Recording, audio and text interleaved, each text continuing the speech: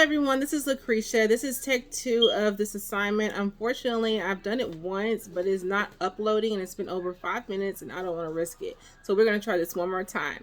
So today we're going to be talking about time management, which is having proper time management in the workplace lets you work smarter rather than harder. It gets rid of procrastination by making sure you're well versed on the task in your to-do list and when they need to be completed. Efficient time management can have a positive impact on your work output and on your life. I like to go by 4 important goals to help me stay on task with my time management. 1. Manage short-term goals and problems, which are important and urgent. 2. Focus on the long-term strategic goals, important but not urgent. 3. Avoid distractions and interruptions, which is very easy around our lifestyle, but you have to learn to avoid or to set those aside, which are urgent but not important. Limit time wasting activities. Not important, nor is it urgent.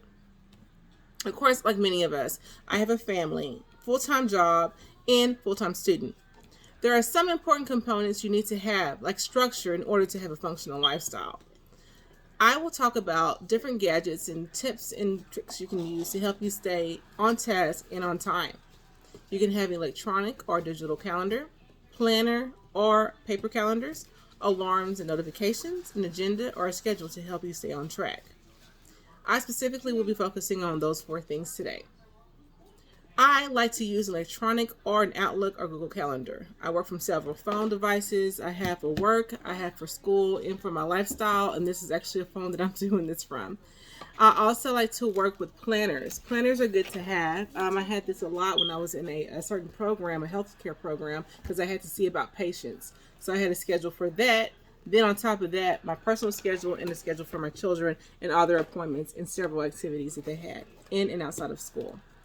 I also have alarms and notifications. That's why I really like to use my phones, because I can use it throughout all the phones, because it's the same calendar for some, and for as work, and then one for school, and then one for life.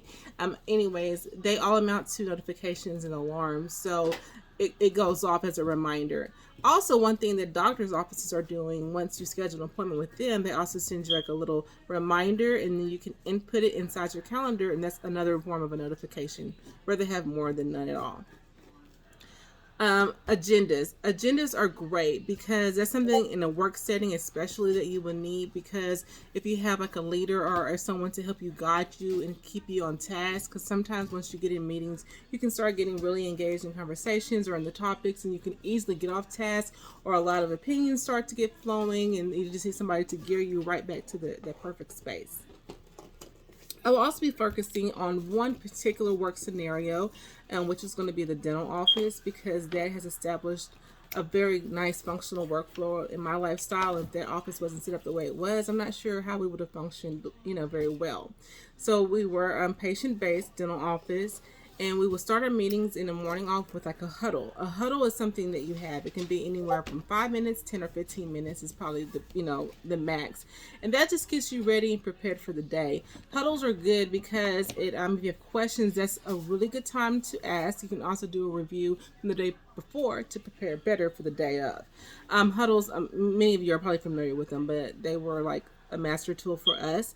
And then we also, of course, had a dental system. We had several different ones, and you may have one in your workplace as well, but a dental system is something that is like a calendar, and it has appointments on it anywhere from 30 minutes to 40 minutes, and then you have time blocks, and within those time blocks you're set for a certain procedure. So of course a restorative procedure may not take as long as a root canal, so they can be anywhere from 40 minutes to 60 minutes to an hour and 20 minutes. And so that just helps you stay on task. Of course, you have your clock and your calendar in front of you. You have your it will turn green if a patient is here. It will turn, I believe, red when we're completed. So it was very well organized. And then we also had something called floaters.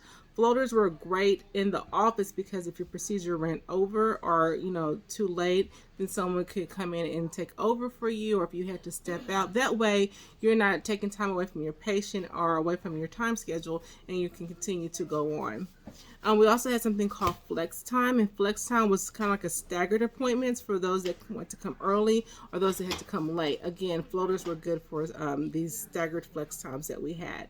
So hopefully I covered everything. Hopefully I didn't miss anything that I had discussed previously, and I'm so sorry if you see my video twice. I will try to delete one or the other. Thank you so much for your time and listening to me about my discussion on time management. Have a great day. Bye.